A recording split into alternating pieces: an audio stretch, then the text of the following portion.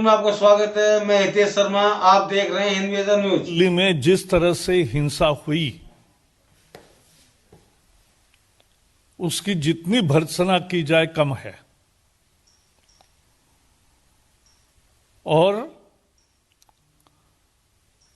जिन्होंने जिन्होंने उकसाया,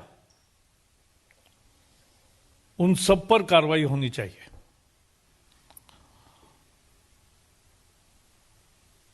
जिस तरह से लाल किले पर तिरंगे का अपमान हुआ, वो अपमान हिंदुस्तान सहन नहीं करेगा। मैं एक बात चिन्हित करना चाहता हूं, जोर देकर कहना चाहता हूं, कांग्रेस ने लगातार उकसाने का काम किया किसानों के आंदोलन ने। पंजाब में उनकी सरकार है। ऐसा जब आंदोलन होता है 26 तारीख को, जब किसान नेता कुछ कह रहे थे कि ये फाइनल मैच है, तब पंजाब सरकार को पंजाब से निकलने वाले ट्रैक्टरों पर निगरानी करके जो हैबिचुअल क्रिमिनल्स है उनको प्रिवेंटिव अरेस्ट करनी चाहिए थी, नहीं की।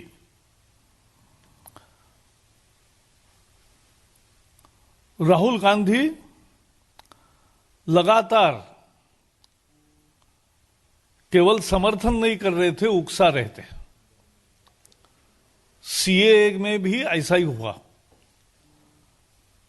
कांग्रेस की रैली होती है, सड़क पर आने की वो उकसाते हैं, और दूसरे दिन से सड़क पर आंदोलन शुरू होता है। वैसा ही ये भी आंदोलन है। कांग्रेस की सरकार है, वहां जानबूझकर किसानों को उकसाया।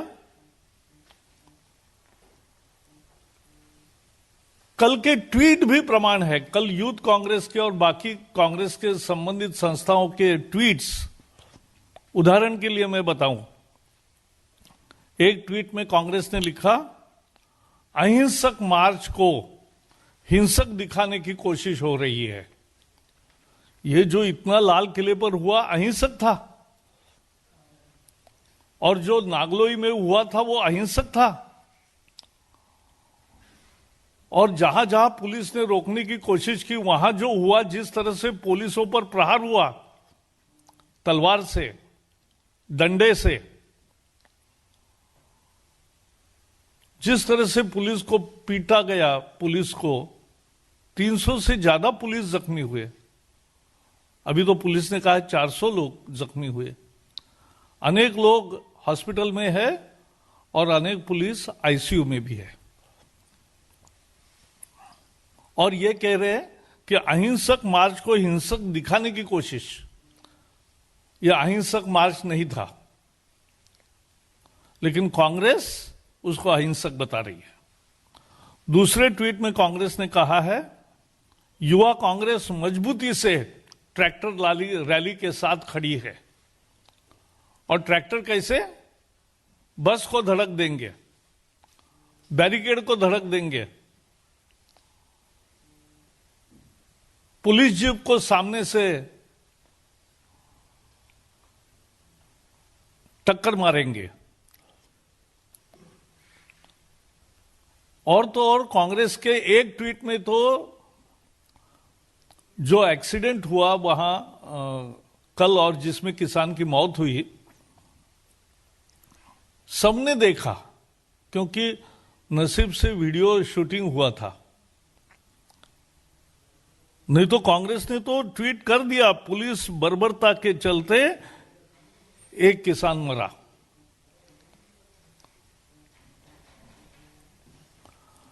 और जब पूरे देश से निंदा के स्वर उठने लगे, तब जाके राहुल जी का बयान आया कि हिंसा किसी समस्या का समाधान नहीं, शांति की अपील करता हूं। यह पश्चात बुद्धि है। कांग्रेस हताश है, निराश है, चुनाव में हार रहे हैं। कम्युनिस्टों की भी वही हालत है। इसलिए पश्चिम बंगाल में भी नए दोस्ती का रिश्ता ढूंढ रहे हैं।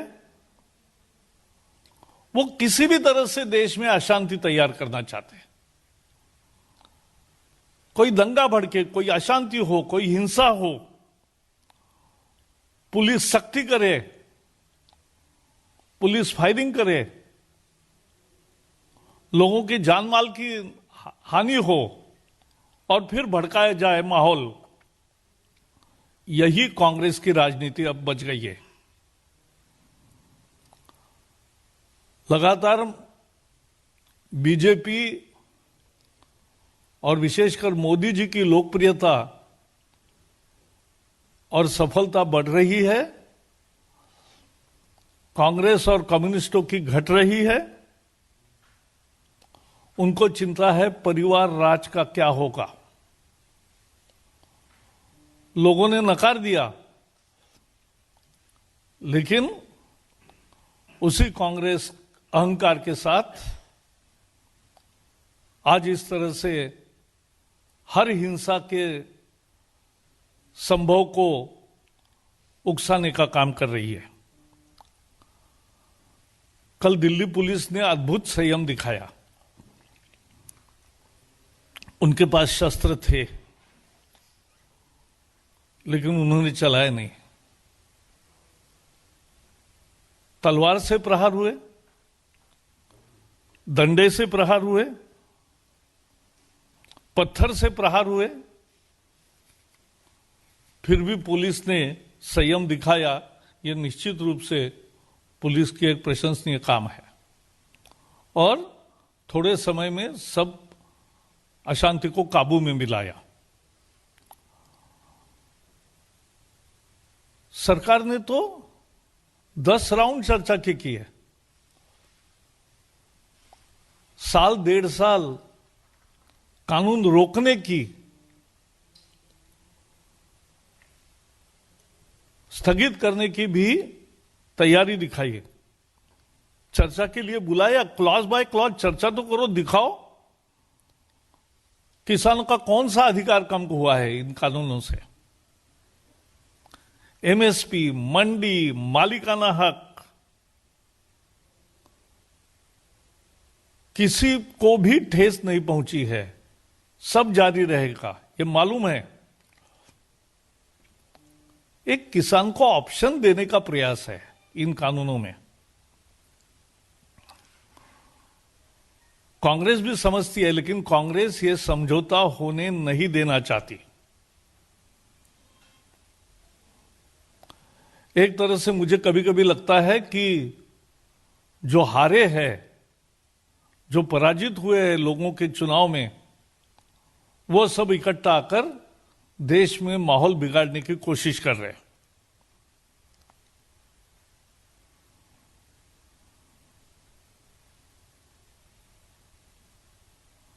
26 जनवरी को कांग्रेस इस तरह से किसानों को उकसाएगी। कहां से कहां कांग्रेस गिर गई है, उसका यह उदाहरण है। और इसलिए कांग्रेस की ऐसी नकारा सोच की, उकसाने की राजनीति की, और वो जिम्मेदारी से भाग नहीं सकते, क्योंकि पंजाब में उनकी सरकार है।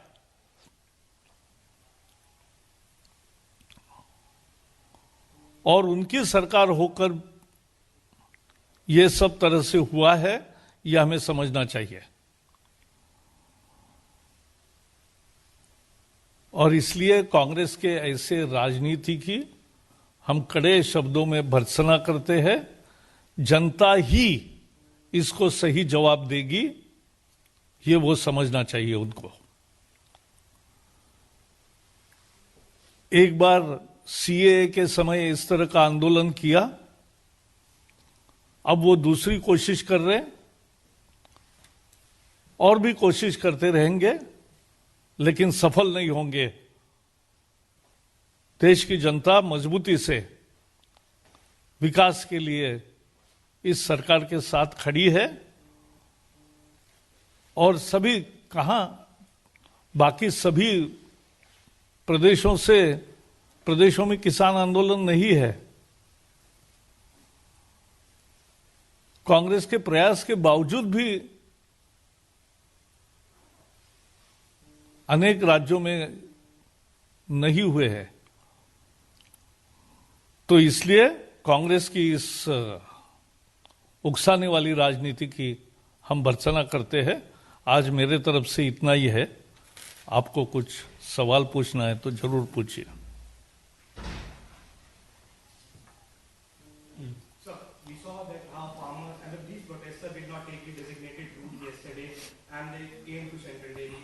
Now when the question was posed to their leaders, they are clearly dissociating themselves, saying that they were not part of the original protest.